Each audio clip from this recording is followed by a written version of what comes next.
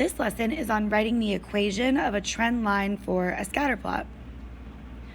Trend lines, or lines of best fit, are super helpful when we need to make a prediction, especially when we need to make a prediction for an x or y value that we can't see on the graph.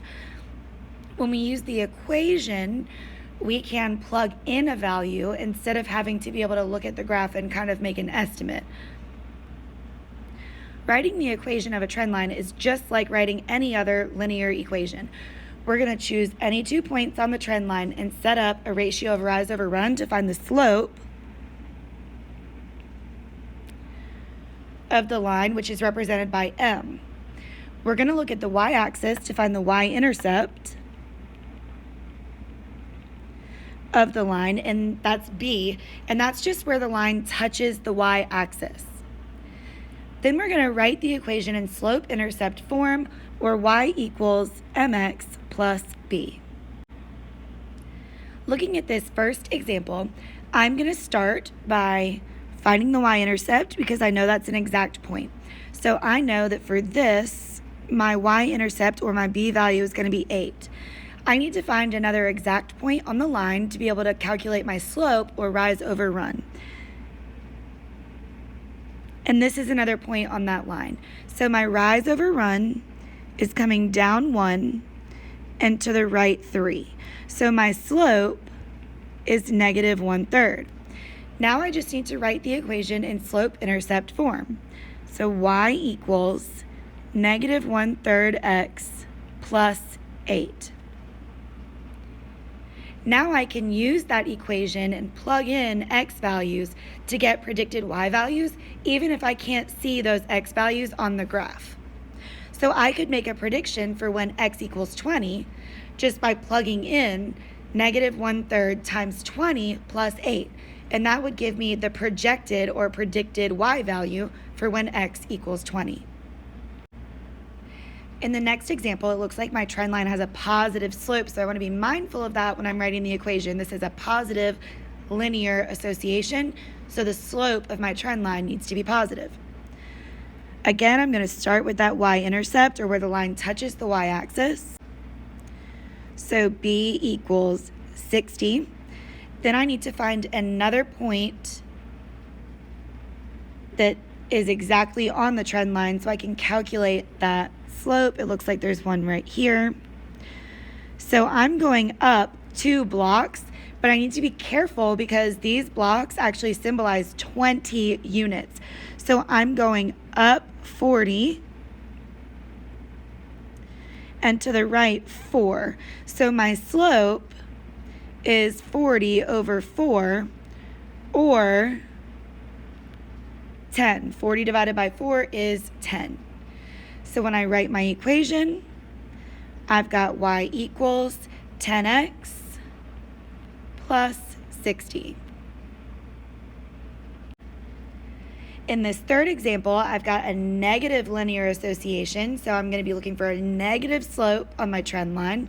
Looks like I've got an outlier out here. That's not going to affect my trend line at all. I'm going to start with that y-intercept at positive 9. And I need to find another point. I'm coming down 3 units and to the right 3 blocks, which is actually 15 units on this graph. And that is going to simplify by dividing by 3. So that's going to be negative 1/5 for my slope. So my equation would be y equals negative 1/5 x plus 9. Now that we've written the equations of some trend lines, let's put into practice how we can use the equations of those trend lines to help us. The scatter plot below shows the number of items in a load of laundry and the number of minutes it takes to fold the laundry. We're going to use this data to answer A through C. So A asks me to write the trend line equation and specify what each variable represents in this context. So to write this equation, I'm going to start at my y-intercept. So it goes through the origin, so my y-intercept is 0. And I can find another point. I'm going up 5 units and to the right 10 units, which is 1/2. So my equation is y equals 1/2 x plus 0, or you can just leave it at 1/2 x. You could also write that in decimal form, which would be 0.5. And I know that the x in that equation represents the number of items in the load of laundry. And I know that because it's on the x-axis. And y represents the total number of minutes that it's going to take to fold it.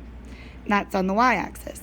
I also know the difference between those because the number of items is going to determine the amount of time it takes to fold the laundry. The more items you have, the longer it's going to take to fold the laundry. So that number of items is the independent variable, and the amount of time it takes to fold the laundry is dependent on the number of items.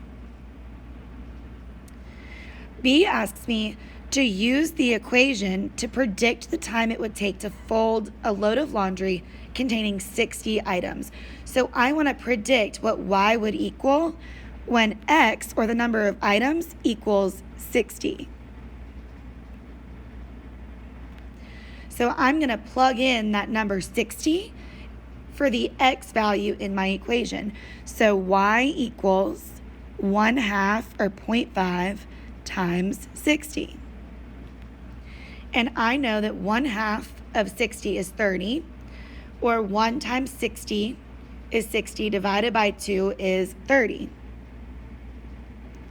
So it would take 30 minutes to fold a load of laundry that has 60 items in it.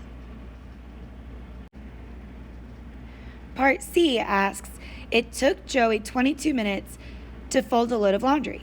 Use the equation to predict the number of items in the load Joey folded. So this time they've given me the number of minutes, which I know is the y value. So instead of replacing the x, I'm going to replace the y. So 22 equals 1/2 x. Now I need to solve for x. I'm going to move that 1/2 to the other side by dividing by 1/2. I know that dividing by a fraction is the same thing as multiplying by the reciprocal.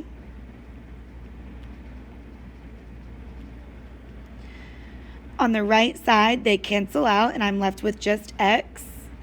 And on the left side, I have 2 times 22, which would be 44. So as long as Joey follows the pattern, there should be 44 items in his load of laundry if it took him 22 minutes to fold it.